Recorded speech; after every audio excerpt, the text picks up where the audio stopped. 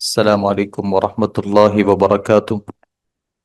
الحمد للہ والصلاة والسلام علی رسول اللہ۔ خلاصہ مضامین قرآن میں آج 20ویں پارے کے موضوعات کو پڑھیں گے۔ 20ویں پارے میں 3 سورتیں ہیں۔ سب سے پہلی سورت سورۃ النمل کا آخری حصہ، سورۃ القصص اور سورۃ العنکبوت کا اکثر حصہ۔ سورۃ النمل میں اللہ تعالیٰ نے مشرکین کو مخاطب کر کے کئی سارے سوالات جو ہیں وہ ان سے پوچھے۔ اگر ایک عام عقل والا شخص بھی ان پر غور کر لے تو توحید کے جو بہت سے مسائل ہیں وہ اس کو سمجھ سکتا ہے۔ اس بارے کا آغاز ہی اللہ رب العالمین نے ان سوالات سے فرمایا۔ اللہ تعالیٰ سوال کرتے ہیں، امن خلق السماوات والارض وانزل لکم من السماء ماء، کیا وہ شریک بہتر ہیں یا وہ اللہ بہتر ہے جس نے آسمانوں اور زمین کو پیدا کیا؟ وانزل لکم من السماء ماء، اور تمہارے لیے آسمان سے پانی اتارا۔ فانبتنا به حدائق ذات بہجہ،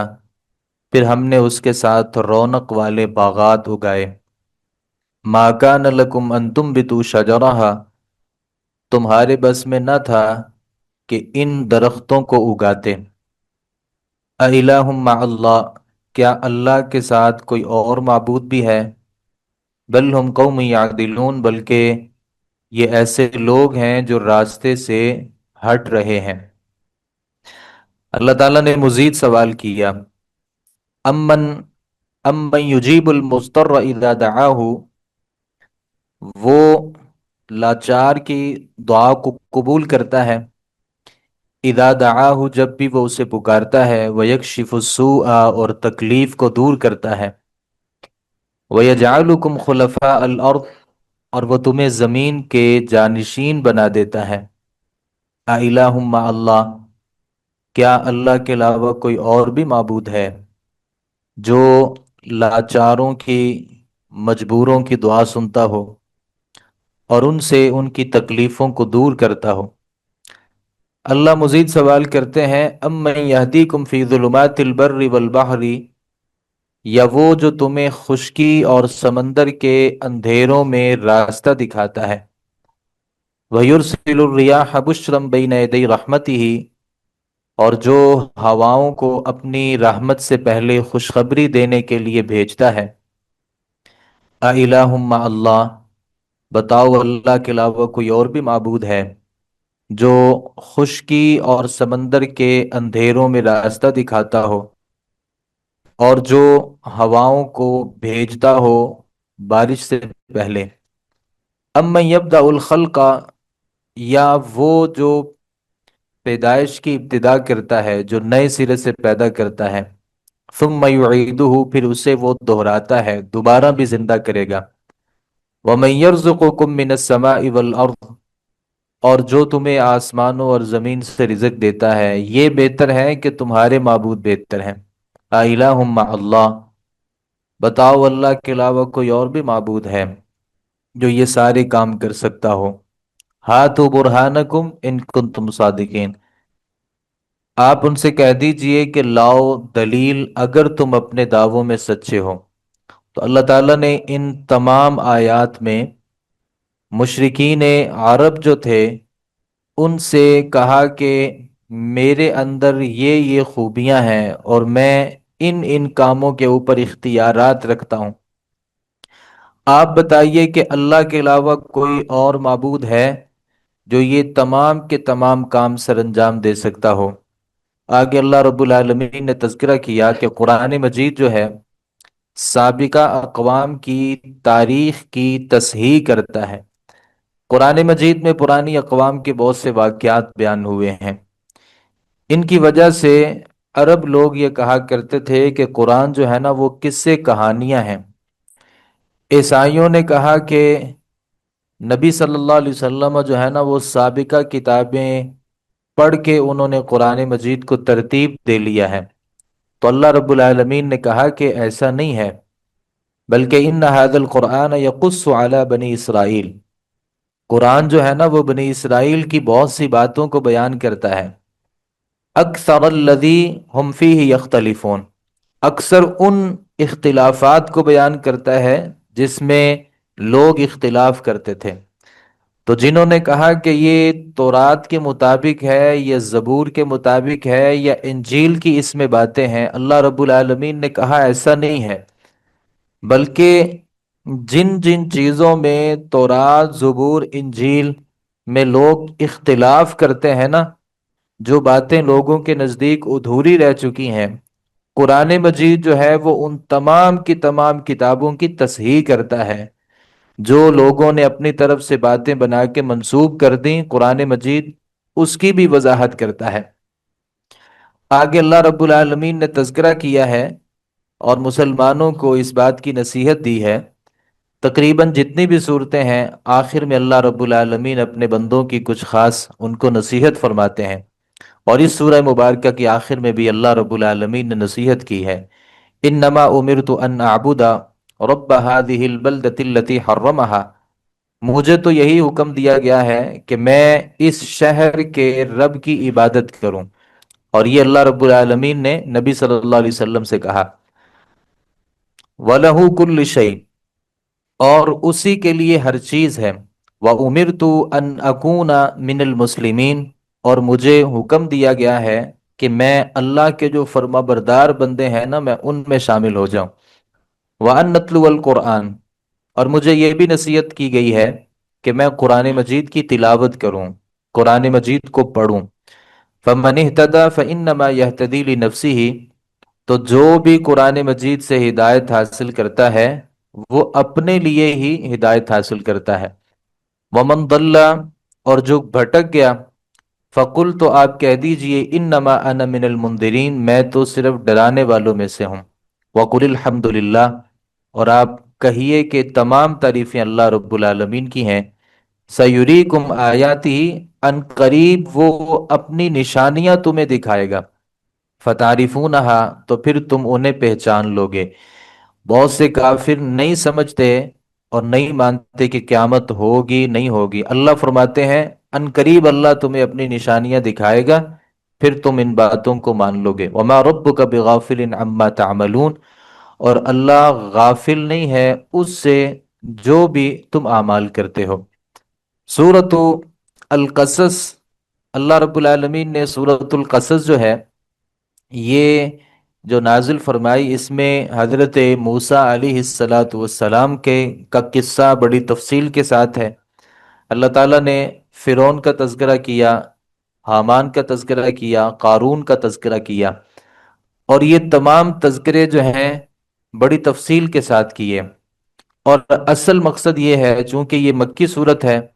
تو اللہ رب العالمین نے مکہ کے جو بڑے بڑے سردار تھے نا، جو اپنے آپ کو سمجھتے تھے کہ ہم سے بڑا کوئی دنیا میں ہو نہیں سکتا، چونکہ وہ سردار تھے، تو اللہ رب العالمین نے مکہ میں اس سورہ مبارکہ کو نازل کر کے مشرکین مکہ کو یہ بات سمجھانا چاہی کہ تم سے بڑے بڑے سردار اس دنیا میں آئے تھے، فرعون تھا، حامان تھا، قارون تھے، اور یہ ان کی جو دولت تھی اور ان کے پاس جو مال و متاع تھا، تمہارے پاس تو اس کا عشر عشیر نہیں ہے، لیکن جب وہ پیغمبر کے خلاف ہوئے تو اللہ رب العالمین نے ان کا انجام کیا کیا؟ تمہارے لیے پیغام یہ ہے کہ اگر تم نے بھی نبی کے ساتھ وہی سلوک اختیار کیا جو فرعون، حامان اور قارون نے کیا تھا، تو اللہ کے لیے کوئی بعید نہیں ہے کہ اللہ تمہارا انجام بھی انہی کے ساتھ فرمائے۔ اللہ رب العالمین نے اس سورہ مبارکہ کا آغاز ہی ان آیات سے کیا، طاسیم میم تلک آیات الکتابی وقل تلک آیات الکتاب المبین، نتلو علیک من نبأ موسیٰ وفرعون بالحق، ہم تجھ پر موسیٰ اور فرعون کی کچھ خبر حق کے ساتھ پڑھتے ہیں، ان لوگوں کے لیے، لقوم یؤمنون، ایسی قوم کے لیے جو ایمان رکھتے ہیں، ان فرعون علا فی الارض، اللہ تعالیٰ فرماتے ہیں فرعون جو تھا نا اس نے زمین میں سرکشی کی تھی، وجعل اہلہا شیعا، اور اس کے رہنے والوں کو کئی سارے گروہ بنا دیا تھا، یستضعف طائفۃ منہم، ہوا یہ تھا کہ جن میں سے ایک گروہ کو وہ نہایت کمزور کر رہا تھا، یذبح ابناءہم، ان کے بیٹے ذبح کرتا تھا، ویستحیی نساءہم، اور ان کی عورتوں کو زندہ رکھتا تھا، انہ کان من المفسدین، فساد کرنے والے لوگوں میں سے تھا۔ اللہ فرماتے ہیں یہ اس کی ایک تدبیر تھی، ہماری تدبیر کیا تھی؟ وَنُرِيدُ، اور ہم یہ چاہتے تھے کہ أَن نَمُنَّ عَلَى الَّذِينَ اسْتُضْعِفُوا، کہ ہم احسان کرے ان بندوں کے اوپر جو زمین میں کمزور سمجھے جاتے تھے، وَنَجْعَلَهُمْ أَئِمَّةً، اور ہم انہیں امام بنا دیں، وَنَجْعَلَهُمُ الْوَارِثِينَ، اور ہم انہیں وارث بنا دیں، وَنُمَكِّنَ لَهُمْ فِي الْأَرْضِ، اور ہم انہیں زمین میں جگہ دیں، وَنُرِيَ فِرْعَوْنَ وَهَامَانَ وَجُنُودَهُمَا مِنْهُمْ مَا كَانُوا بِهِ يَحْذَرُونَ، اور اللہ تعالیٰ فرماتے ہیں فرعون حامان اور ان کے لشکروں کو ان سے وہ چیزیں دکھلائیں جن سے وہ ڈرا کرتے تھے۔ اللہ تعالیٰ نے یہ تذکرہ کیا کہ جیسے اس زمانے میں یہ فرعون حامان قارون بڑے تھے اور موسیٰ اور ان کے پیروکار کمزور تھے، ایسے ہی مکہ مکرمہ میں ابو جہل عتبہ شیبہ مضبوط تھے اور نبی کریم صلی اللہ علیہ وسلم کمزور تھے، اور صحابہ کرام بھی کمزور تھے۔ تو اللہ رب العالمین نے فرمایا کہ اللہ یہ چاہتا ہے کہ وہ کمزوروں کو زمین کا جانشین بنائے۔ آگے اللہ رب العالمین نے تذکرہ کیا موسیٰ علیہ السلام کی پیدائش کا، وَأَوْحَيْنَا إِلَى مُوسَىٰ إِلَىٰ أُمِّ مُوسَىٰ أَنْ أَرْضِعِيهِ، اور ہم نے موسیٰ کی ماں کی طرف وحی کی کہ اسے دودھ پلا، فَإِذَا خِفْتِ عَلَيْهِ فَأَلْقِيهِ فِي الْيَمِّ، اور جب تو اس سے ڈرے تو کرنا کیا ہے کہ اسے دریا میں ڈال دینا ہے، لا تخافی ولا تحزنی، ڈرنا بھی نہیں ہے غمگین بھی نہیں ہونا، انا رادوہ الیک، ہم تمہیں اس کی طرف لوٹانے والے ہیں، وجاعلوہ من المرسلین، اور اسے رسولوں میں جو رسول ہیں نا ان میں سے بنانے والے ہیں، فَالْتَقَطَهُ آلُ فِرْعَوْنَ لِيَكُونَ لَهُمْ عَدُوًّا وَحَزَنًا، تو اللہ رب العالمین نے یہاں تذکرہ کیا جو ہم نے بہت پیچھے بھی پڑھا کہ وہ فرعون آل فرعون میں سے اس کو کسی نے اٹھا لیا، اور وقالت امرأة فرعون قرۃ عین لی ولک، تو وہ جو بیوی تھی فرعون کی اس نے کہا کہ یہ میری آنکھوں کی ٹھنڈک بھی ہے اور تیری آنکھوں کی ٹھنڈک بھی ہے، لا تقتلوہ، اصول تو یہ ہے اور ہمارا قانون بھی یہ ہے کہ لڑکوں کو قتل کیا جائے گا اور لڑکیوں کو زندہ رکھا جائے گا، لیکن میری گزارش یہ ہے کہ لا تقتلوہ، اس بچے کو قتل نہ کریں، عسیٰ ان ینفعنا او نتخذہ ولدا، شاید کہ یہ ہمیں کوئی فائدہ دے دے یا ہم اسے اپنا بیٹا ہی بنا لیں، وہم لا یشعرون، انہیں نہیں پتا تھا کہ ان کے ساتھ ہونے کیا والا ہے، اور یہی بیٹا جو ہے وہ کل کو ان کے جان کا دشمن ثابت ہوگا۔ وَأَصْبَحَ فُؤَادُ أُمِّ مُوسَى فَارِغًا، اللہ تعالیٰ فرماتے ہوا یہ کہ موسیٰ علیہ السلام کی ماں نے جب اپنے بیٹے کو وہ تابوت میں ڈال کر کے وہ سمندر کے حوالے کیا تو موسیٰ کی ماں کا دل خالی ہو گیا، قریب تھی کہ وہ اس بات کو ظاہر کر دیتی اور فرعون کے گھر میں چلی جاتی اور جا کر کے کہتی کہ یہ بیٹا جو ہے نا یہ میرا ہے اور اسے میرے حوالے کر دیا جائے، لیکن ایسا نہیں ہوا۔ اللہ رب العالمین نے موسیٰ علیہ السلام کی والدہ جو ہے ان کی آنکھوں کو ٹھنڈا بھی کیا اور ان کے دل کو اطمینان بھی بخشا، اور جو موسیٰ چلے گئے تھے اللہ رب العالمین ماں کو ان کے گھر میں لے گیا، اور ماں جو تھی وہ اپنے اس بیٹے کو دودھ پلانے لگی، نہ وہ جانتا تھا فرعون کہ اس کی یہ حقیقی ماں ہے، اور نہ ہی فرعون کی بیوی اس کو جانتی تھی کہ یہ اس کی حقیقی والدہ ہے۔ اللہ رب العالمین نے موسیٰ علیہ السلام کی حفاظت بھی کی اور ماں کو اس کا بیٹا بھی دے دیا کہ وہ انہی کے گھر میں جا کے اس کو دودھ پلانے لگی۔ اللہ رب العالمین نے یہ جو تدبیر اختیار کی، اس میں بہت بڑا سبق ہے اور بہت بڑی حکمت ہے کہ ساری دنیا بھی آپ کو اگر قتل کرنا چاہتی ہے اور ساری دنیا بھی آپ کے خلاف ہو جاتی ہے، اگر اللہ آپ کو بچانا چاہتا ہے تو یہ اللہ کے لیے کوئی مشکل نہیں ہے۔ سارے لوگ قتل کیے جا رہے تھے، اللہ موسیٰ کو بچانا چاہتے تھے، تو اللہ نے ایسی تدبیر اختیار کی کہ موسیٰ کے جو حقیقی معنوں میں قاتل بننا چاہتے تھے، اللہ نے ان کے دل میں موسیٰ علیہ الصلاۃ والسلام کی محبت کو ڈال لیا، اور یوں اللہ رب العالمین نے جناب موسیٰ علیہ الصلاۃ والسلام کی حفاظت فرمائی۔ وہیں پہ موسیٰ علیہ الصلاۃ والسلام رہے، پلے اور بڑھے۔ اللہ تعالیٰ فرماتے ہیں جیسے وہ جوانی کو پہنچے نا، آتیناہ حکمن و علما، ہم نے موسیٰ کو قوت فیصلہ عطا کر دیا اور ہم نے ان کو علم عطا کر دیا۔ اور بڑی تفصیل ہے، جیسا کہ ہم نے پیچھے بھی اس بات کا تذکرہ پڑھا ہے کہ جوان ہوئے، اور برداشت جو تھی نا وہ موسیٰ علیہ الصلاۃ والسلام میں ایسی نہیں تھی کہ وہ کسی برائی کو دیکھے اور موسیٰ علیہ الصلاۃ والسلام خاموش رہ جائے۔ یہ تو ہماری صورتحال یہ ہے کہ ظلم ہوتے ہوئے بھی دیکھتے ہیں اور دیکھتے رہتے ہیں، بلکہ انجوائے کرتے ہیں۔ موسیٰ علیہ الصلاۃ والسلام ظلم کو دیکھتے تھے تو اپنے آپ کو روک نہیں پاتے تھے۔ یہی وجہ ہے کہ ایک ظالم کو دیکھا جس نے ایک دوسرے آدمی کو مارا، تو موسیٰ علیہ الصلاۃ والسلام نے اس کو مارا تو وہ مر گیا۔ تو اب یہاں سے موسیٰ علیہ الصلاۃ والسلام نے ہجرت کی مدین کی طرف۔ اللہ رب العالمین نے یہاں ان کی جو ان کا جو سفر مدین ہے، اللہ تعالیٰ نے اس کو بھی بڑی تفصیل کے ساتھ بیان کیا۔ وَجَاءَ رَجُلٌ مِّنْ أَقْصَى الْمَدِينَةِ يَسْعَىٰ قَالَ يَا مُوسَىٰ إِنَّ الْمَلَأَ يَأْتَمِرُونَ بِكَ لِيَقْتُلُوكَ۔ موسیٰ نے جب وہ بندے کو مارا، فَقَضَىٰ عَلَيْهِ، تو وہ بندہ جب مر گیا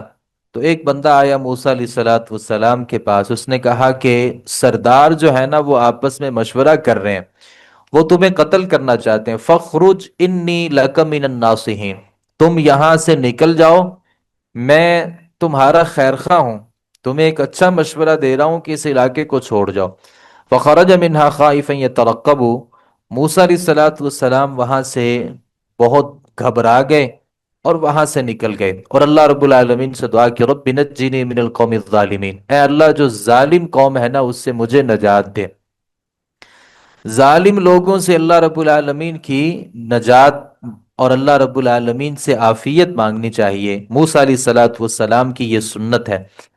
وَلَمَّا تَوَجَّهَ تِلْقَاءَ مَدْيَنَ قَالَ عَسَىٰ رَبِّي أَن يَهْدِيَنِي سَوَاءَ السَّبِيلِ وَلَمَّا وَرَدَ مَاءَ مَدْيَنَ وَجَدَ عَلَيْهِ أُمَّةً مِّنَ النَّاسِ يَسْقُونَ، وہاں پہنچے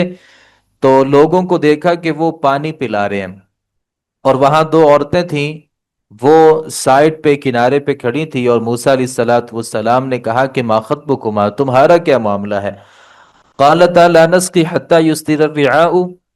انہوں نے کہا کہ ہم اپنے جانوروں کو اس وقت تک پانی نہیں پلا سکتے جب تک یہ لوگ پانی نہیں پلا لیتے، ہمارا جو باپ ہے نا وہ بہت بوڑھا ہے، تو وہ ظاہر ہے کہ وہ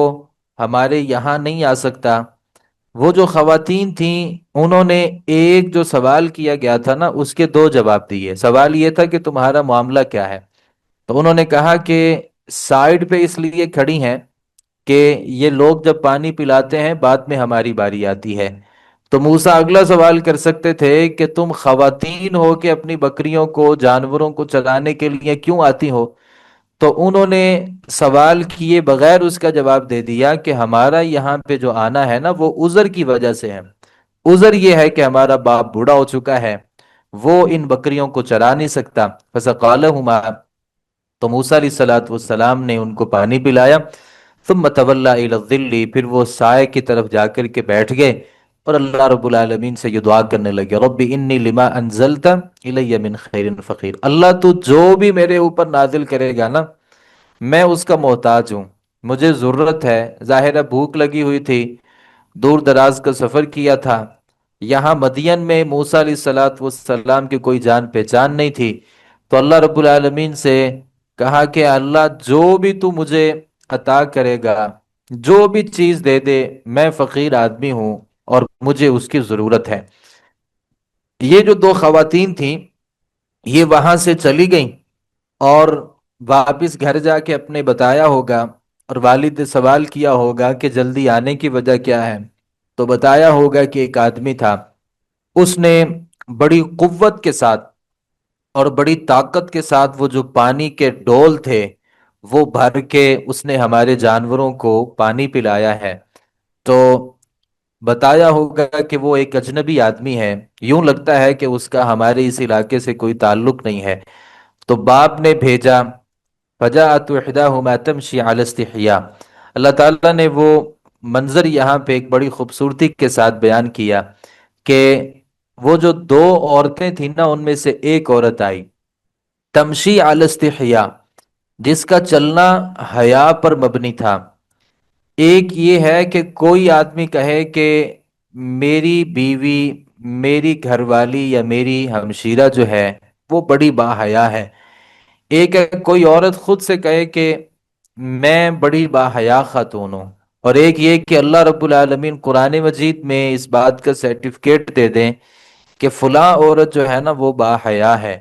تو اللہ رب العالمین نے یہاں اس عورت کے چلنے کا تذکرہ کیا کہ تمشی علی استحیاء، وہ حیا پر چل رہی تھی۔ قالت، اس نے کہا، ان ابی یدعوک لیجزیک اجر ما سقیت لنا، اس نے کہا کہ میرا باپ آپ کو بلاتا ہے تاکہ وہ آپ کو جزا دے اس کی جو آپ نے ہمارے جانوروں کو پانی پلایا۔ یہاں ایک سمجھنے کی بات ہے، وہ عورت آئی اور اس نے آ کے موسیٰ علیہ السلام کو سلام نہیں کیا، حال احوال نہیں پوچھا، یہ نہیں کہا کہ آپ میرے ساتھ چلو، کیونکہ یہ ایسی جو باتیں ہیں وہ شکوک و شبہات کھڑے کر دیتے ہیں کہ ایک عورت کسی آدمی کو آ کر کے کہے کہ تم میرے ساتھ چلو۔ اب یہاں جو ہے وہ کئی سارے شکوک و شبہات پیدا ہو سکتے ہیں۔ تو اس عورت نے ڈائریکٹ جو جملہ آ کر کے بولا، کہا کہ میرا باپ آپ کو بلا رہا ہے، میں نہیں آپ کو بلا رہی۔ اور میرا باپ آپ کو کیوں بلا رہا ہے، سسپینس میں نہیں ڈالا اس بندے کو، موسیٰ علیہ السلام کو اس نے پریشان کرنے والی بات نہیں کی، اور فوری بتا دیا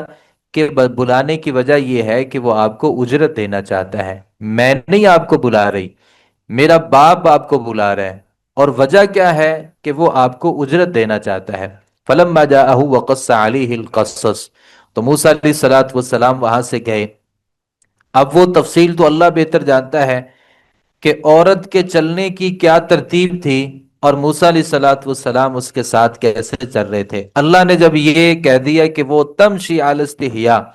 اس کا چلنا حیا پر مبنی تھا، تو یہ تو نہیں ہو سکتا کہ دونوں وہاں سے اکٹھے نکلے ہوں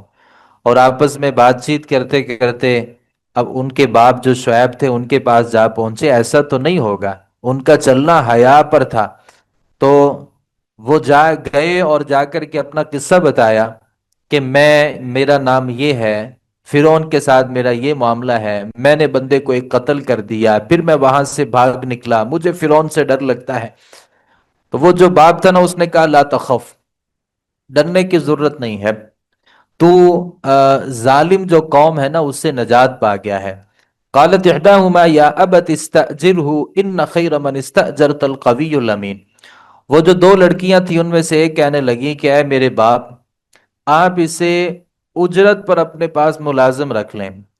اور یہ بھی عورت نے جو یہ مطالبہ کیا یہ بھی حیا پر مبنی تھا۔ ایک یہ ہے کہ عورتیں جن کی ابھی شادی نہیں ہوئی، وہ جوان لڑکی اپنے گھر سے نکل کے بکریوں کو جا کر کے چراتی ہے، یہ حیا کے منافی عمل ہے۔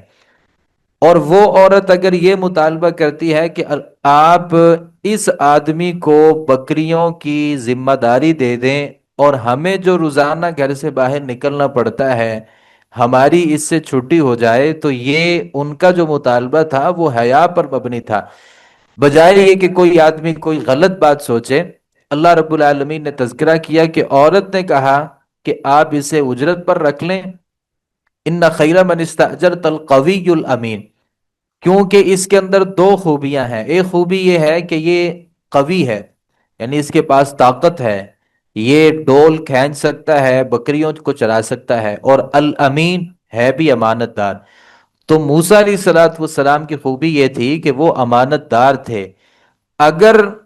اس عورت کے ساتھ جیسا کہ بعض لوگوں نے لکھا اور بیان کیا کہ موسیٰ علیہ الصلوۃ والسلام کو نا اصل میں وہ عورت پسند آ گئی تھی،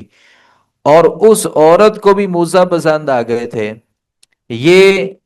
غلط باتیں ہو سکتی ہیں، الزام ہو سکتا ہے، حقیقت نہیں ہو سکتی۔ عورت کیا کہہ رہی ہے؟ اگر موسیٰ علیہ الصلوۃ والسلام نے اس کے ساتھ کوئی اس نظر سے اس کو دیکھا ہوتا تو وہ عورت کبھی نہ کہتی کہ یہ امین ہے، امانت دار ہے۔ امانت دار ہونے کا مطلب یہ ہے کہ کوئی آدمی کسی کے مال جان کا بھی تحفظ کرے، وہ بھی امانت دار ہے۔ کوئی کسی کی عزت آبرو کی حفاظت کرے، وہ بھی امانت دار ہے۔ تو موسیٰ علیہ الصلوۃ والسلام طاقتور بھی ہیں، امانت دار بھی ہیں۔ تو کسی بھی ملازم کو رکھنے کے لیے یہ دو خوبیاں ہیں۔ آپ اپنے ہاں کسی ملازم کو رکھتے ہیں تو یہ دو خوبیاں اس میں تلاش کریں۔ اگر وہ ظاہر ہے آپ نے اس سے محنت مزدوری کروانی ہے تو وہ طاقتور نہیں ہے، وہ آپ کا کام تو نہیں کر سکے گا، یا وہ طاقتور تو بلا کا ہے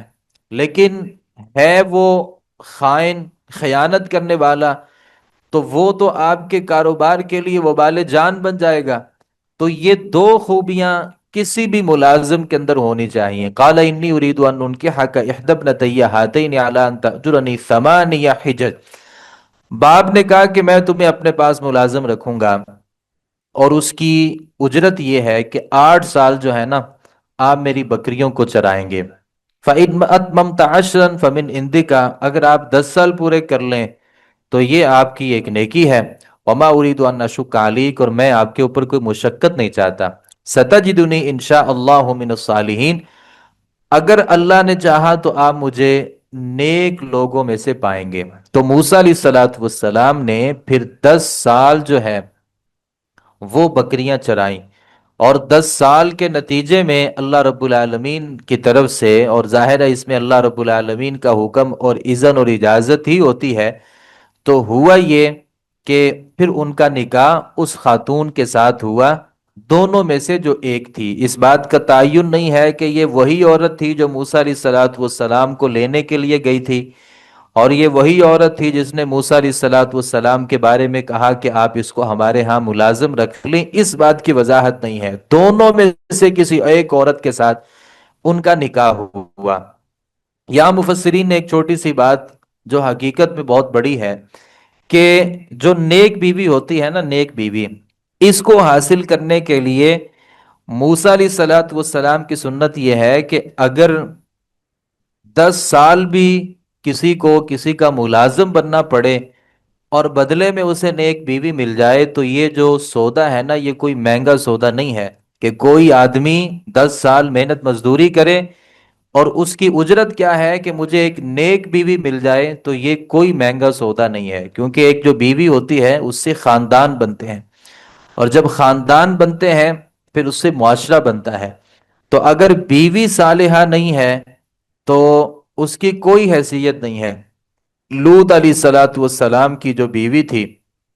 اللہ نے کہا کہ تم نے پیچھے مڑ کے بھی نہیں دیکھنا،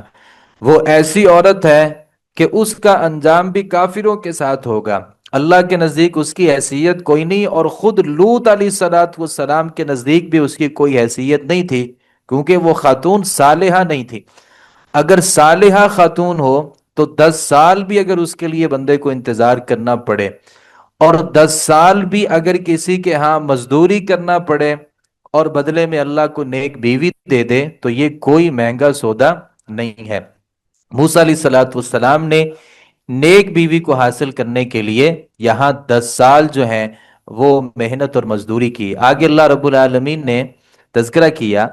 کہ اب یہاں جو موسیٰ علیہ الصلوۃ والسلام کی شادی ہو گئی تھی، اور پھر اپنی بیوی کو لے کر کے اللہ رب العالمین نے کہا کہ واپس مصر جاؤ، اور وہاں جا کر کے جو دعوت ہے اور جو تبلیغ ہے اس کی ذمہ داری وہ اللہ رب العالمین نے عائد کی۔ سردی کا موسم تھا، تو راستہ رات کا وقت تھا اور راستہ بھول گئے تھے، تو ہوا یہ کہ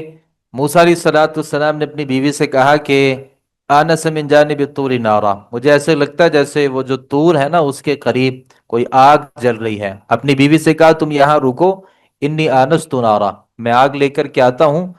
شاید کہ ہم وہاں جا کے میں کسی خبر کو معلوم کر لوں، راستہ پتہ چل جائے، یا وہ آگ جو ہے اس سے ہم گرمی کو حاصل کر لیں۔ جیسے ہی موسیٰ علیہ الصلوۃ والسلام وہاں پہ پہنچے تو اللہ رب العالمین کی طرف سے آواز آئی، یا موسیٰ انی انا ربک،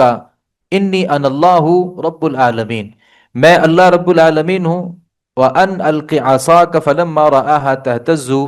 اور آگے پھر اللہ رب العالمین نے اس لمبے قصے کو حذف کر دیا کہ موسیٰ علیہ الصلوۃ والسلام کو یہاں نبوت ملی اور ہر نبی نے بکریاں چرائی ہیں، اور یہ جو بکریاں چرانا ہے یہ موسیٰ علیہ الصلوۃ والسلام کی بھی سنت ہے، ہمارے نبی صلی اللہ علیہ وسلم کی بھی سنت ہے کہ آپ صلی اللہ علیہ وسلم چند چوانیوں کے عوض مکہ میں بکریاں چرایا کرتے تھے، اور اللہ نے جتنے بھی نبی بھیجے ہیں نبوت سے پہلے وہ بکریاں چراتے تھے، کیونکہ علماء نے لکھا ہے کہ جو بکری ہوتی ہے نا، بکری، بکرا، یہ ایسا جانور ہے جس سے بار بار تنبیہ کی ضرورت پڑتی ہے، یہ کبھی ادھر منہ مارتا ہے کبھی ادھر منہ مارتا ہے، تو اسے ساری جگہوں سے اس کو بچانا پڑتا ہے۔ تو لوگ جو ہوتے ہیں نا، عوام کل انعام، جو عوام ہوتی ہے وہ بھی جانوروں کی طرح ہوتی ہے، تو جس نے جانوروں کو سنبھال لیا اس نے عوام کو بھی سنبھال لیا۔ تو نبی کریم صلی اللہ علیہ وسلم کی بھی یہ سنت ہے، اور بکریوں کو چرا کر کے جب ان کی تربیت ہو گئی تو اللہ رب العالمین نے پھر نبوت سے سرفراز کیا اور کہا کہ جاؤ فرعون کو جا کر کے دعوت دو، اور اس کے آداب ذکر کیے کہ کس طریقے سے آپ نے جا کر کے دعوت دینی ہے۔ اللہ رب العالمین نے اس سارے قصے کو یہاں حذف کر کے اس قصے کا تذکرہ کیا کہ موسیٰ علیہ السلام جب فرعون کے مقابلے میں وہ جادوگر تھے، اور وہ اپنے عصا کو پھینکنے کا یہاں پہ تذکرہ کیا۔ اللہ رب العالمین نے آگے موسیٰ علیہ السلام کی ایک التجا کا تذکرہ کیا کہ موسیٰ نے اللہ رب العالمین سے ایک التجا کی تھی، اور وہ التجا یہ تھی کہ رب انی قتلت منہم نفسا فاخاف ان یقتلون، اے اللہ میں اس بات سے ڈرتا ہوں کیونکہ میرے سے ایک بندہ قتل ہو گیا تھا نا، مجھے یہ لگتا ہے کہ میں اگر مصر جاؤں گا اور فرعون کو جا کر کے دعوت دوں گا، وہاں لوگ مجھے قتل کر دیں گے، خود فرعون مجھے قتل کرے گا کیونکہ وہ مجھے قتل کرنا چاہتا ہے۔ بعض لوگ ہوتے ہیں وہ کہتے ہیں ہمیں کسی سے ڈر نہیں لگتا، اور بعض جو مولوی ہیں ان کے ناموں کے ساتھ بھی خطیب بے باک اور خطیب نہ ڈر۔ تو موسیٰ علیہ السلام سے بڑھ کے کون خطیب تھا، اور موسیٰ علیہ السلام سے بڑھ کے کون بہادر تھا؟ لیکن موسیٰ علیہ السلام بھی ڈر رہے ہیں، کیونکہ آپ جب حقیقی اور اصلی دعوت دیتے ہیں نا پھر لوگ آپ کے خلاف بھی ہوتے ہیں۔ تو موسیٰ علیہ السلام نے کہا کہ اللہ میں ڈرتا ہوں کہ وہ مجھے قتل کر دیں گے، وَأَخِي هَارُونُ هُوَ أَفْصَحُ مِنِّي لِسَانًا فَأَرْسِلْهُ مَعِيَ يَرِدْ أَن يُصَدِّقُنِي، تو اللہ میری آرزو یہ ہے کہ یہ جو میرا بھائی ہے نا ہارون، یہ بڑی اچھی گفتگو کر سکتا ہے، اسے میرے ساتھ میرا ساتھی بنا دیجئے۔ انی اخاف ان یکذبون، مجھے یہ بھی ڈر لگتا ہے کہ وہ میری تکذیب کر دیں گے اور مجھے جھٹلا دیں گے۔ تو اللہ رب العالمین نے کہا کہ سنشد عضدک باخیک، ہم تیرے بھائی کے ساتھ تیرا بازو مضبوط کریں گے، اور اللہ فرماتے ہیں کہ وَنَجْعَلُ لَكُمَا سُلْطَانًا، ہم تم دونوں کو غلبہ دیں گے، یعنی اللہ رب العالمین فرماتے ہیں کہ میں تم دونوں کو غلبہ بھی دوں گا، اور ہماری نشانیوں کے ساتھ تم دونوں اور جنہوں نے تمہاری پیروی کی، اللہ فرماتے ہیں وہ غالبون، غالب ہوں گے، اللہ رب العالمین آپ کو ناکام نہیں فرمائیں گے۔ تو یہ وہاں پہ گئے اور جا کر کے ان کو دعوت دی، اور باتوں میں اور دلائل میں کوئی آدمی بھی موسیٰ علیہ السلام کا اور ہارون علیہ السلام کی جو دلیلیں تھیں اور جو باتیں تھیں، کوئی بھی ان کا مقابلہ نہیں کر سکا۔ ہاں صرف یہ تھا کہ لوگوں نے کہا کہ یہ جادوگر ہے، اور یہ جادو کے ذریعے لوگوں کو اس بستی سے نکالنا چاہتے ہیں، تو یہی ایک بات تھی کہ وہ جواب نہیں دے سکے، بلکہ یہ کہنا شروع کر دیا کہ موسیٰ علیہ السلام جو ہیں وہ جادوگر ہیں، اور یہ جادو کے ذریعے آپ کو یہاں سے، قوم کو، لوگوں کو وہاں سے نکالنا چاہتے ہیں۔ اللہ رب العالمین نے آگے تذکرہ کیا کہ انک لا تہدی من احببت ولکن اللہ یہدی من یشاء، نبی کریم صلی اللہ علیہ وسلم کی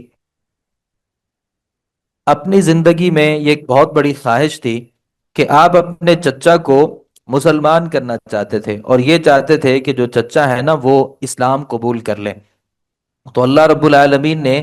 اس بات کا تذکرہ کیا کہ انک لا تہدی من احببت ولکن اللہ یہدی من یشاء۔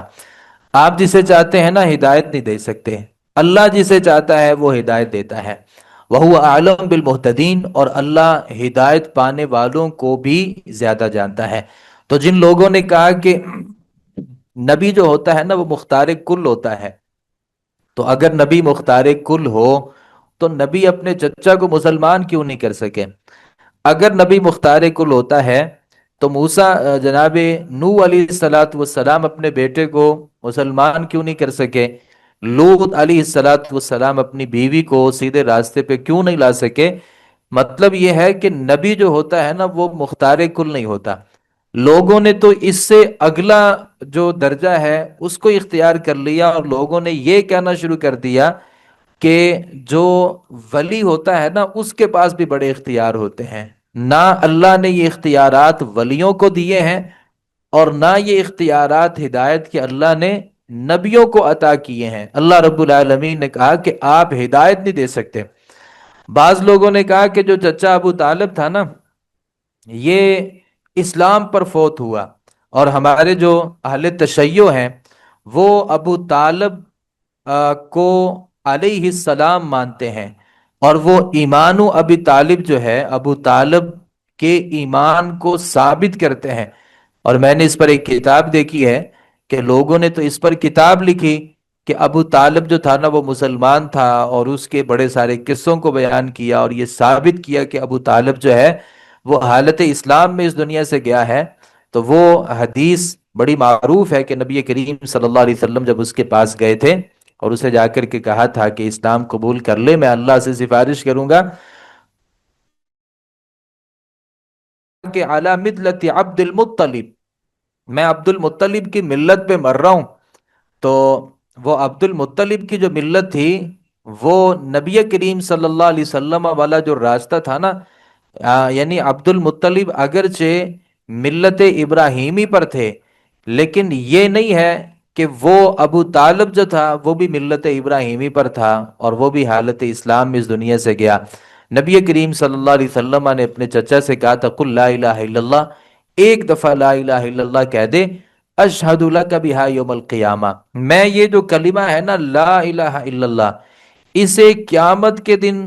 تیری گواہی کے طور پہ اللہ کی عدالت میں پیش کروں گا کہ اللہ میرے چچا نے لا الہ الا اللہ پڑھ لیا تھا، لیکن چچا ابو طالب نے کہا فابا، اس نے انکار کر دیا، اس نے کہا میں نے لا الہ الا اللہ نہیں پڑھنا۔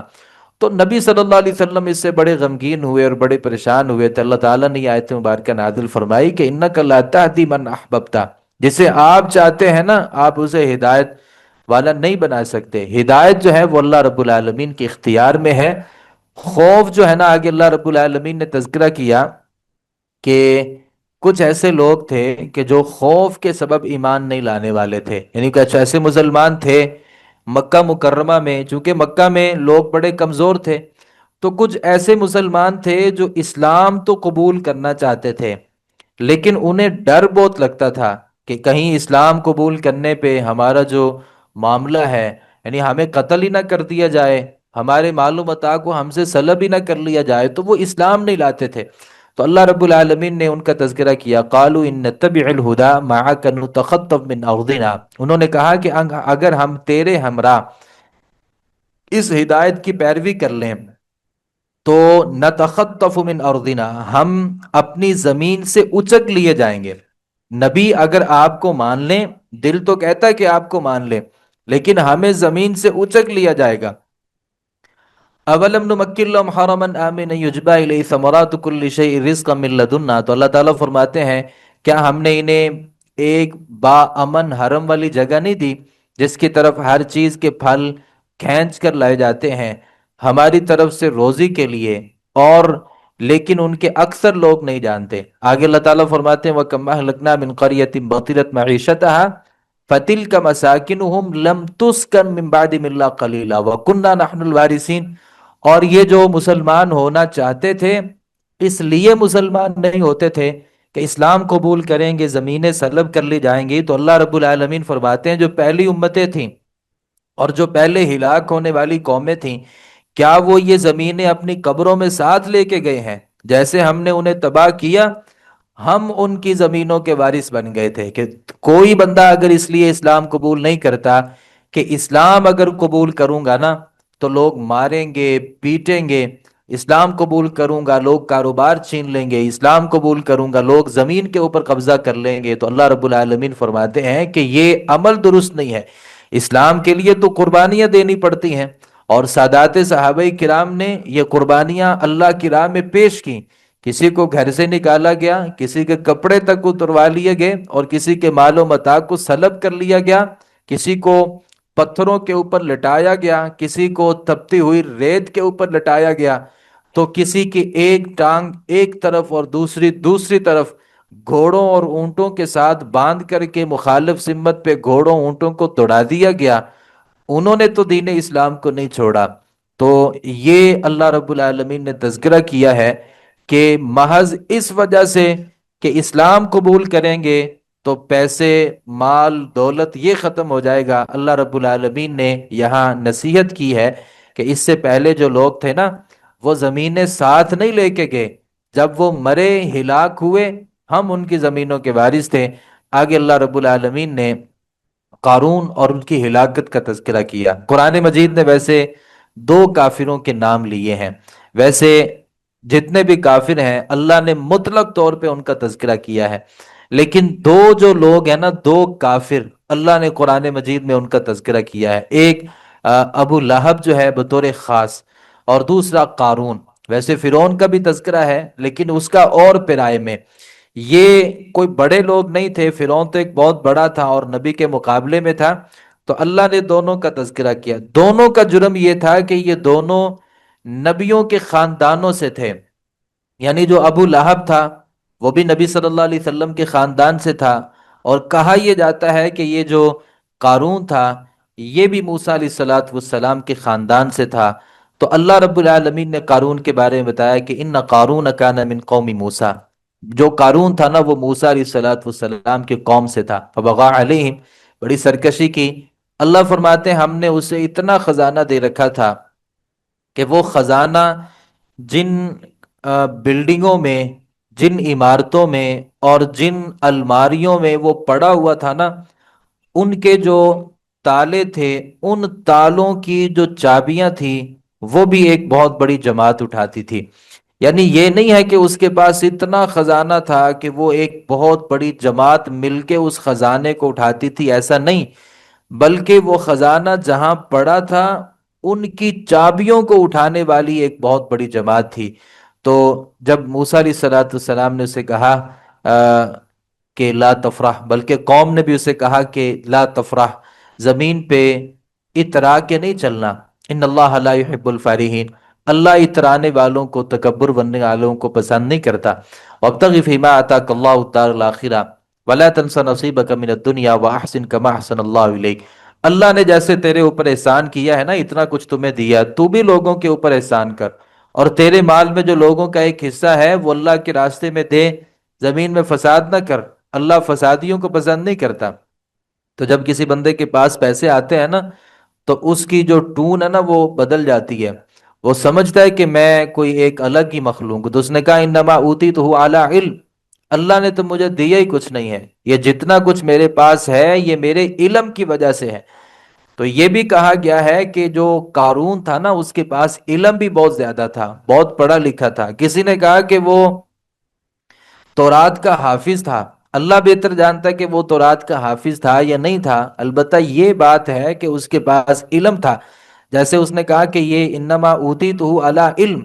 مجھے جو خزانہ ملا ہے نا وہ میرے علم اور مہارت کی وجہ سے ملا ہے۔ اولم یعلم ان اللہ قد اہلک من قبلہ من القرون، کیا اسے یہ نہیں پتا کہ اللہ نے اس سے پہلے کتنے لوگوں کو ہلاک کیا ہے جو اس سے بھی زیادہ طاقتور تھے اور جو اس سے بھی زیادہ مالدار تھے۔ تو جن لوگوں نے یہ کہا کہ قارون سے زیادہ دولت دنیا میں کسی کو نہیں ملی، تو یہ بات غلط ہے، قارون کو تو ملا ہی کچھ نہیں۔ اللہ فرماتے ہیں جو اس سے پہلے لوگ تھے جو قوت میں بھی زیادہ تھے، وَأَكْثَرُ جَمْعًا، اور اس سے زیادہ مال و دولت میں بھی تھے، اللہ نے تو ان کو بھی ہلاک کر دیا۔ وہ الگ بات ہے کہ ان کی دولت کا اللہ نے تذکرہ نہیں کیا، وگرنہ قوم سمود ان کے پاس کو تھوڑا مال و دولت نہیں تھا، اور قوم عاد جو تھی ان کے پاس کو تھوڑی دولت نہیں تھی۔ اللہ رب العالمین نے کہا کہ وہ اس سے قوت میں بھی زیادہ تھے، اور وہ اس سے مال و دولت میں بھی زیادہ تھے۔ لا يسأل عن ذنوبهم المجرمون فخرج على قومی فی زینتی، تو ایک دن ہوا یہ کہ وہ اپنی قوم کے درمیان نکلا بڑی زیب و زینت کا اظہار کر کے، اچھے کپڑے پہن کے، اچھے بالوں کا سٹائل بنا کے وہ زمین پہ اتراتے ہوئے چل رہا تھا۔ تو لوگوں نے کہا، وہ لوگ جو دنیا چاہتے تھے نا، انہوں نے کہا یا لیت لنا مثل ما اوتی قارون، کاش ہمیں بھی اتنا کچھ مل جائے جتنا قارون کو ملا ہے۔ ہمیں بھی بسا اوقات ہمارے دل میں بھی ایسی تڑپ پیدا ہو جاتی ہے جب کسی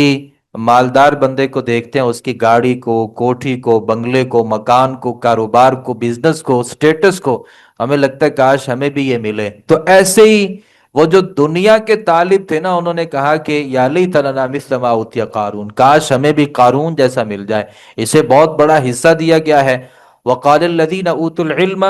جو اہل علم تھے نا، انہوں نے کہا کہ ویلکم ثواب اللہ، تمہارے لیے ہلاکت ہو، اللہ رب العالمین جو تمہیں ثواب دے گا، اور اللہ رب العالمین کے بعد جو خیر اور بھلائیاں ہیں نا، یہ زیادہ بہتر ہے، اور یہ اللہ رب العالمین ایمان، عمل صالح اور صبر کرنے والوں کو دیتا ہے۔ ہوا یہ کہ فخسفنا به وبداره الارض، اللہ رب العالمین فرماتے ہیں پھر ہم نے جب اسے زمین کے اندر دھنسا دیا نا، تو وہ جو اتنی اس کے جو باڈی گارڈ تھے، اور اتنے اس کے جو نوکر چاکر تھے، اور اس کے مال ساز و سامان کی چابیاں اٹھانے والے جو تھے، کوئی اس کی مدد کرنے کے لیے نہیں پہنچا، اور کسی نے بھی اس کی مدد نہیں کی۔ وَأَصْبَحَ الَّذِينَ تَمَنَّوْا مَكَانَهُ بِالْأَمْسِ، اور جو کل تمنا کر رہے تھے نا کہ کاش ہمیں قارون جیسی دولت ملے اور قارون جیسا خزانہ ملے، وہ پھر اگلے دن کہہ رہے تھے وَإِكَأَنَّ اللَّهَ يَبْسُطُ الرِّزْقَ لِمَن يَشَاءُ مِنْ عِبَادِهِ وَيَقْدِرُ، اللہ رب العالمین جس کے لیے چاہتا ہے رزق کو فراخ کر دیتا ہے، اور جس کے لیے چاہتا ہے رزق تنگ کر دیتا ہے۔ لولا امن اللہ علینا لخسف بنا، اگر اللہ رب العالمین کا ہمارے اوپر احسان نہ ہوتا تو اللہ ہمیں بھی زمین کے اندر دنسا دیتا، کیونکہ ہم بھی قارون جیسا بننا چاہتے تھے۔ تو اللہ رب العالمین نے یہاں پیغام یہ دیا ہے، کسی بندے کے پاس کتنے پیسے کیوں نہ ہو جائیں، اس کو عاجزی اختیار کرنی چاہیے، اور اس خیر کی نسبت اللہ کی طرف کرنی چاہیے، اور کبھی یہ نہیں کہنا چاہیے کہ یہ میری محنت کی بدولت ہے۔ یہاں میں یہ بات بھی ذکر کرنا چاہتا ہوں، اگر کسی کی فیکٹری میں آگ لگ جائے، کاروبار میں نقصان ہو جائے، تو ہم اس کے پاس جاتے ہیں اور نقصان پہ جا کر کے کیا کہتے ہیں؟ اللہ کا حکم۔ یعنی ہم یہ سمجھتے ہیں کہ یہ جو نقصان ہوا ہے نا، یہ اللہ کے حکم اور اللہ کی وجہ سے ہوا ہے۔ اور اگر کسی کا کاروبار بڑھنے لگتا ہے، ایک فیکٹری سے دوسری اور دوسری سے تیسری جب بن جاتی ہے، ایک دکان سے دوسری اور دوسری سے تیسری بن جاتی ہے، تب کوئی بندہ جا کر کے یہ نہیں کہتا کہ اللہ کے حکم سے یہ آپ کو اتنا کچھ ملا ہے۔ تو یہ جو اللہ کا حکم کہتے ہیں نا، یعنی اللہ کا حکم مطلب یہ کہ اس میں یہ سارا کچھ اللہ کا ہے، تمہارا کوئی کرتوت نہیں اس میں شامل، اور تمہاری کوئی بدعمالیاں اس میں شامل نہیں ہیں، اور تمہاری کوئی نافرمانیاں اس میں شامل نہیں ہیں۔ گویا ہم اس برائی کی نسبت اللہ کی طرف کر رہے ہوتے ہیں، اور اچھائی کی نسبت ہر کوئی اپنی طرف کر رہا ہوتا ہے۔ نبی صلی اللہ علیہ وسلم اللہ رب العالمین سے جو دعا کیا کرتے تھے، اس میں کہا کرتے تھے وَالشَّرُّ لَيْسَ إِلَيْكَ، اے اللہ جو برائی ہے نا اس کی نسبت تیری طرف نہیں ہے، جو شر ہے اس کی نسبت ہماری بدعمالیوں کی طرف ہے۔ تو اچھائیوں کی نسبت اللہ رب العالمین کی طرف کرنی چاہیے، اور برائیوں کی نسبت اپنے گناہوں کی طرف کرنی چاہیے۔ یہ الگ بات ہے کہ برائی جو ہے وہ بھی من جانب اللہ ہوتی ہے، یعنی اللہ کی طرف سے ہی آتی ہے، لیکن اس میں اللہ رب العالمین کی رضا شامل نہیں ہوتی، بلکہ اللہ رب العالمین کی رضا تو اچھے کاموں میں ہے، اللہ کی رضا شامل نہیں ہوتی۔ البتہ وہ بندے کے لیے کبھی آزمائش ہوتی ہے، کبھی بندے کے گناہوں کا دنیا میں اس کو بدلہ ہوتا ہے، اور کبھی اس کو دنیا میں اللہ رب العالمین کی طرف سے سزائیں ملتی ہیں۔ سورۃ العنکبوت ہے آگے، اس میں اللہ رب العالمین نے چونکہ یہ سورہ مبارکہ جو ہے نا مکی دور، جو مکہ کے تین دور بنتے ہیں نا نبی صلی اللہ علیہ وسلم کے، ایک ابتدائی دور ہے، ایک درمیانہ دور ہے، اور ایک آخری دور ہے۔ درمیانے دور میں یہ نازل ہوئی ہجرت حبشہ میں، مسلمانوں نے جب ہجرت کے جانا تھا نا حبشہ کی طرف،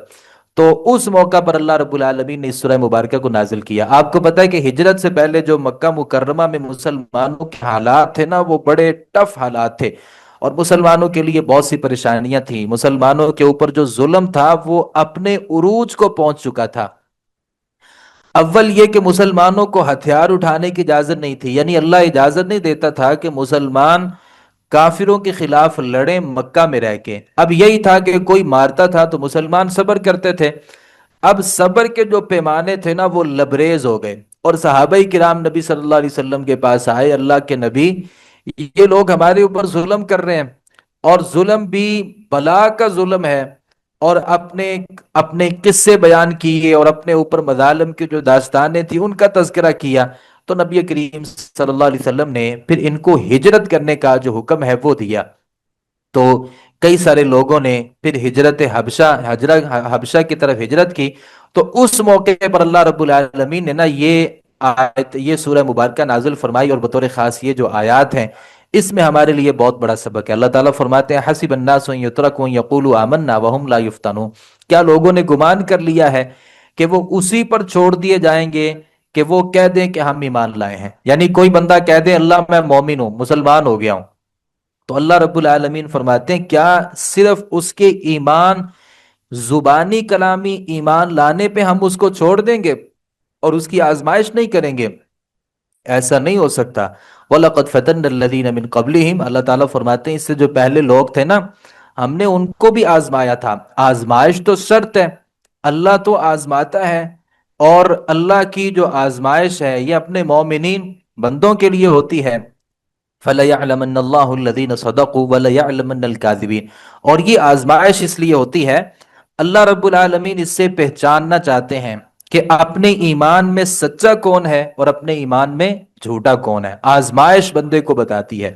بندے کے اوپر کوئی مشکل آ گئی، پریشانی آ گئی، مصیبت آ گئی، اب وہ دیکھنا یہ ہے کہ وہ اللہ رب العالمین کے اوپر اس کا توکل کتنا ہے اور اس کی زندگی میں صبر کتنا ہے۔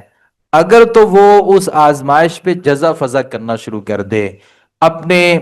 سینے کو چاک کرنا شروع کر دے، اپنے گریبان جو ہے اس کو پھاڑنا شروع کر دے، اور وہ اپنے آپ کو پیٹنا شروع کر دے، اور اللہ رب العالمین کے اوپر جاہلیت کے بول بولنا شروع کر دے، تو اس کا مطلب یہ ہے کہ اس بندے کے اندر صبر ہے ہی نہیں، وہ آزمائش میں ثابت رہ ہی نہیں سکا۔ اور اگر وہ آزمائش پہ صبر کرتا ہے اور وہ اپنی زبان سے انا للہ و انا الیہ راجعون پڑھتا ہے، کوئی فوت ہوا جزا فضا نہیں کیا، یہ نہیں کہا کہ تو نہ مرتا میں مر جاتا۔ بہت سی عورتیں جب جاہلیت کے بول بولتی ہیں تو اب یہ جو تو نہ مرتا میں مر جاتا، تو اس کا مطلب کیا ہے کہ ہم اللہ کی تقدیر پر راضی نہیں ہیں۔ اللہ اس کو مارنا چاہ رہا تھا اور اللہ نے اس کو مار دیا، اور تو اس کی تقسیم پر راضی نہیں ہے، اور اللہ تمہیں زندہ رکھنا چاہ رہا ہے لیکن تو یہ کہہ رہا ہے کہ مجھے مرنا چاہیے۔ کیا تیرے پاس علم جو ہے وہ اللہ سے بھی زیادہ ہے؟ اللہ کا علم یہ کہتا ہے کہ اس کی زندگی ختم ہو چکی ہے اور تیری زندگی ابھی باقی ہے، اور تو اللہ کے علم کو چیلنج کر رہے، تیرے اندر تو صبر نہیں ہے۔ اللہ یہ صبر دیکھنا چاہتا ہے۔ آزمائشوں میں اللہ رب العالمین پہچاننا چاہتا ہے کہ خالی ایمان کے دعوے ہیں یا دلی طور پہ اس بندے نے اسلام اور ایمان کو قبول کر لیا ہے۔ ام حسب الذین یعملون السیئات ان یسبقونا ساء ما یحکمون من کان یرجو لقاء اللہ فإن اجل اللہ لآت ومن جاہد فإنما یجاہد لنفسہ، جو بندہ بھی کوشش کرتا ہے کسی کام میں، کوئی اچھے کام میں، تو اللہ رب العالمین فرماتے ہیں وہ اپنے لیے ہی کوشش کر رہا ہوتا ہے۔ آگے اللہ رب العالمین نے ایمان کا مقابلہ کروایا ہے والدین کی اطاعت کے ساتھ۔ ایک طرف بندے کا ایمان ہے اور ایک طرف والدین کی محبت ہے۔ اللہ تعالیٰ فرماتے ہیں وَوَصَّيْنَا الْإِنسَانَ بِوَالِدَيْهِ حُسْنًا، ہم نے ماں باپ کے ساتھ اچھے سلوک کا حکم بھی دیا ہے، وصیت کی ہے۔ وَإِن جَاهَدَاكَ لِتُشْرِكَ بِي مَا لَيْسَ لَكَ بِهِ عِلْمٌ، اور اگر وہ تمہیں شرک کے کسی کام پر ابھاریں، آپ نے ان کی بات نہیں ماننی۔ اب یہاں جو ہے نا یہ ایک ایمان کا امتحان ہوتا ہے کہ والد یہ کہتا ہے کہ مجھے فلاں دربار پہ لے کے جاؤ اور میں نے وہاں پہ جا کے چادر چڑھانی ہے، تو بیٹا اب باپ کے ساتھ بدکلامی بھی نہیں کر سکتا، اور باپ کو برا بھلا بھی نہیں کہہ سکتا، اس کی خواہشات کے خلاف بھی نہیں ہو سکتا، اور اس کو ظاہر ہے وہ عمر کے اس حصے میں پہنچ چکا ہے کہ اس کو بات بھی سمجھ نہیں آ سکتی اور سمجھا بھی نہیں سکتا۔ یہاں بندے کے لیے ایک بہت بڑا امتحان ہوتا ہے کہ وہ اپنے ایمان کو ثابت رکھتا ہے، یا اپنے بوڑھے بوڑھے ماں باپ جس کی محبت اس کے دل میں بہت حد تک ہے کہ وہ اپنے ماں باپ کو راضی کرتا ہے، اللہ کو راضی کرتا ہے یا اپنے ماں باپ کو راضی کرتا ہے۔ یہ ایک مقابلہ ہے، اور دیکھنا یہ ہے کہ اس میں کون جیتا ہے۔ لا طاعت لمخلوق فی معصیت اللہ عز وجل، اللہ عز و جل کی نافرمانی میں مخلوق کی اطاعت تو نہیں کی جا سکتی۔ باپ اگر نافرمانی کا حکم دے، آپ اچھے طریقے سے باپ کو انکار کر سکتے ہیں، آپ اس کو سمجھا سکتے ہیں، آپ اس کو نصیحت کر سکتے ہیں، ہیلا اختیار کر سکتے ہیں، کہ بسا اوقات باپ جو ہے وہ کسی صورت بھی ماننے کے لیے تیار نہیں ہوتا، آپ اس کے ساتھ کسی ہیلے کو اختیار کر کے اس راستے کو اختیار کر لیں کہ اللہ کے جو نافرمانی ہے نا وہ نہیں ہونی چاہیے۔ آگے اللہ رب العالمین نے تذکرہ کیا، وَقَالَ الَّذِينَ كَفَرُوا لِلَّذِينَ آمَنُوا اتَّبِعُوا سَبِيلَنَا وَلْنَحْمِلْ خَطَايَاكُمْ وَمَا هُمْ بِحَامِلِينَ مِنْ خَطَايَاهُمْ مِنْ شَيْءٍ۔ کچھ لوگوں نے کفر کیا اور انہوں نے کہا کہ ان لوگوں سے جو ایمان لائے تھے کہ تم ہمارے راستے پر چلو، یعنی جو اہل ایمان تھے نا، کافروں نے کہا کہ تم اپنا ایمان چھوڑو اور ہمارے راستے کو اختیار کرو، بالفرض قیامت کے دن تمہیں کفر کرنے یعنی ایمان کو چھوڑنے کے بدلے میں ہماری تم نے بات مانی ہے نا، اللہ نے اگر آپ کو جہنم دے دی تو آپ کی جو برائیاں ہیں نا وہ ہم اپنے کندھوں پہ سوار کر لیں گے۔ یعنی بعض لوگ کہتے ہیں کہ یار یہ کام کرو، اگر یہ گناہ ہے نا وہ میرے کھاتے میں ڈال دینا، تو اللہ رب العالمین یہ بات سمجھانا چاہتے ہیں کہ انہم لکاذبون، یہ لوگ جھوٹے ہیں۔